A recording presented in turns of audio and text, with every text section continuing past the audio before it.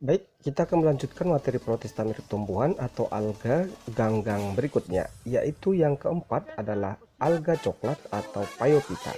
Adapun yang menjadi ciri-ciri daripada alga coklat yaitu semuanya bersifat multiseluler ya, sama halnya seperti tumbuhan tinggi, habitatnya dominannya di air laut.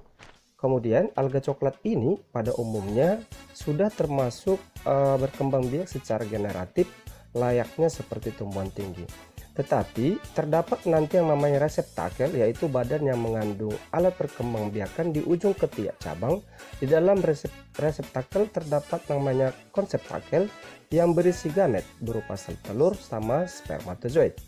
Lalu pembentukan reproduksi vegetatif biasa seperti fragmentasi yang nantinya akan bentuk zoospora, yaitu flagel yang bergerak. Ciri berikutnya bahwasanya alga coklat ini mengalami yang namanya metagenesis kecuali genus Phylakes, di mana metagenesis merupakan pergelan keturunan dari vegetatif ke generatif. Istilah pada gamet metagenesis nanti ada namanya isomorf bila bentuk gametofit dan sporofitnya serupa, heteromorf yaitu bila bentuk gametofit dan sporofitnya berbeda. Jadi untuk istilah metagenesis pada alga coklat ini ada itu tadi isomorf sama heteromorf. Nah bahwasannya alga ini juga habitatnya ya atau hidupnya ada di terumbu karang menempel ya. Contohnya nanti adalah Sargassum species. Oke, ini sudah tampak ukuran besar Sargassum. Kemudian ada Turbinalaria species, kemudian Fucus, kemudian ada Macrocystis species ya. Berikut ada Panena australis ya yang tampak besar dan ada Dictyoena batariales. Yang kelima adalah ganggang merah atau divisi Rhodophyta. Bahwasannya ciri-cirinya adalah ini merupakan alga yang sudah semuanya multiseluler, habitatnya kebanyakan ada di air laut, reproduksinya dengan cara vegetatif dengan aplanospora yaitu spora yang tak bergerak, dan fragmentasi, dan secara generatif itu pembentukan sel telur dengan karpogonium oleh sel sperma atau lewat fertilisasi.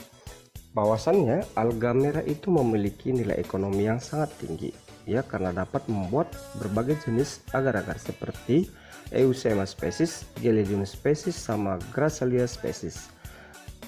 Peranan lainnya yaitu dalam konstruksi terumbu karang, misalnya Carolina yang mengandung zat kapur. Chondritus dan Gigartina juga mengandung zat pektin. Berikutnya alga yang keenam yaitu Pyrophyta atau alga api atau boleh disebut sebagai Dinoflagellata. Nah bahwasanya Pyrophyta itu berasal dari kata Latin yaitu pyros yang artinya api, di mana ciri-cirinya ada yang uniseluler, habitatnya dominan di air laut dan mampu melakukan endosimbiosis pada hewan laut. Cara hidupnya ada yang heterotrof dan ada yang autotrof. Yang heterotrof nanti dengan cara parasit pada organisme lainnya. Nah bahwasanya Pyrophyta ini mempunyai yang namanya klorofil tipe A dan C, pigmen karoten dan stantofil sehingga nanti tampak bercahaya pada saat malam hari. Lalu mampu membentuk kista dan mempunyai dua jenis flagel, di mana flagel tersebut nanti akan digunakan untuk melakukan pergerakan. Lalu ada beberapa yang bisa melakukan bioluminescensi, yaitu tampak biru hijau terang sehingga pada malam hari itu tampak bersinar karena mengandung fosfor. Adapun contoh Pyrophyta yaitu Keratinum species, Kerenia brevis, Kerenia mikimotoi, dan Ornithocercus. Yang ketujuh alga Charophyta. Nah bahwasanya alga ini sebenarnya dimasukkan ke dalam alga hijau sebelumnya, tetapi dia memiliki ciri yang spesifik karena berbentuk seperti tumbuhan tinggi, tubuh beruas-ruas atau berbuku-buku, anteridiumnya membulat disebut globul, oogonimnya lonjong seperti buah nanas disebut sebagai nukul. Adapun contoh Charophyta yaitu Chara dan Nitella. Peranan alga dalam kehidupan sehari-hari. Bahwasannya alga ataupun ganggang ini banyak manfaat dalam kehidupan manusia. Yang pertama, sebagai bahan pembuatan agar-agar karena mengandung bahan serupa gelatin, misalnya Echemus spinosum, Gelidium, sama Gracilia iconides. Lalu berikutnya, yang berperan itu seperti kemudian dimanfaatkan dalam pembuatan makanan alternatif. Contohnya adalah Chlorella yang dijadikan sebagai protein sel tunggal atau PST.